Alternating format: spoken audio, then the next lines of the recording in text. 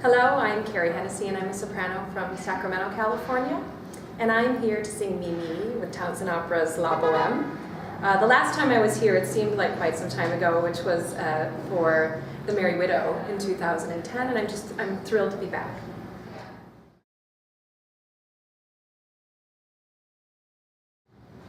So I'm a girl from the Midwest, and like most Midwestern towns, there are choruses everywhere. I grew up singing in the choir. My mom played for all the church choirs. And when I went off to school, what I really wanted to do, what she would do is play for choirs that would go to retirement homes and to places that had people with Alzheimer's and really bring music to the people who needed it. So I thought, I want to be a music therapist. That's what I want to do. So I went to a liberal arts college and I thought I'll just get my degree. And suddenly the voice faculty approached me and said, "You need to sing opera." And I thought, you're crazy. I come from choral music. This is not right. I want to help people. I don't know how standing on a big stage can do that. So after 6 months of voice lessons, I did the Met auditions. I won the district. I placed in the regionals 2 years in a row. I worked with Richard Perlman at the Lyric Opera. And the business end of the opera singing for a 21-year-old is quite overwhelming, so I quit. And for 12 years, didn't sing. So actually my role with Townsend Opera the first time was after just 2 years of singing again. And so it's been quite an incredible journey finding the big lyric voice in me that's always been there. So it's quite exciting, and I've had the opportunity to sing with symphonies all over the world. I've sung twice Poulenc's one-woman opera in New York City, La Voix Humaine, and it's just been an incredible journey. And the thing that really got me back to singing opera proper was working with this amazing theater company and touring with them.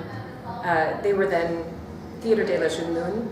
And I worked at American Repertory Theater in Cambridge, Massachusetts. I worked and moved out here because I was contracted to sing with them at the Berkeley Repertory Theater.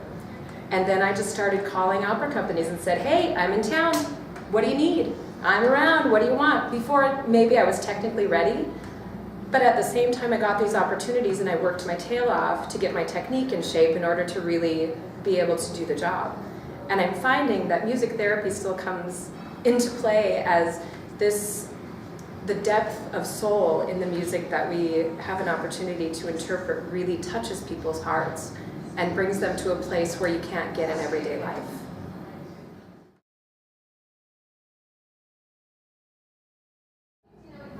So when I'm not singing, I don't have a whole lot of time for extracurricular activities. I'm a mother of two, one 14-year-old girl and an 11-year-old boy, and so when I'm not chasing after my dream, I'm helping them chase after theirs, which is actually really exciting. And my husband too, he's a rock drummer and is in a few bands on top of his job, so sometimes I'm headbanging with the rocker, or sometimes I'm coaching the Sacramento children's chorus, who my daughter is a part of, and she's singing in her first children's chorus for the Carmina Burana this year, which is exciting.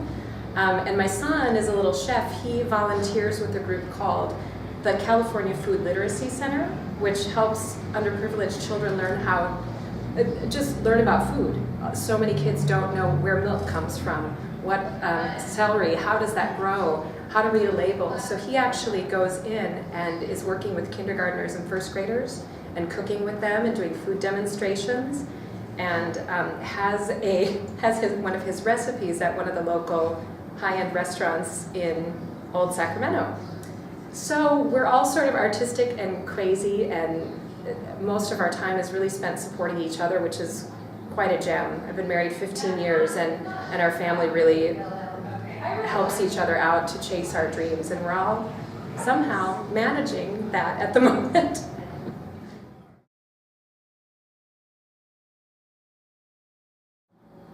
So, Boheme. This is my second Boheme, my second Mimi, and it's so exciting to be able to sing one of these. I mean, people call them the war horses of opera, but they've been around for such a long time and are so incredibly popular because of the music and the story and the musical themes you can't get out of your head and really out of your heart.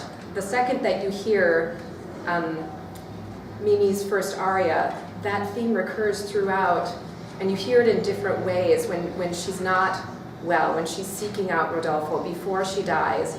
You hear that theme throughout, and it gets you right in the gut. And there's something about singing Puccini.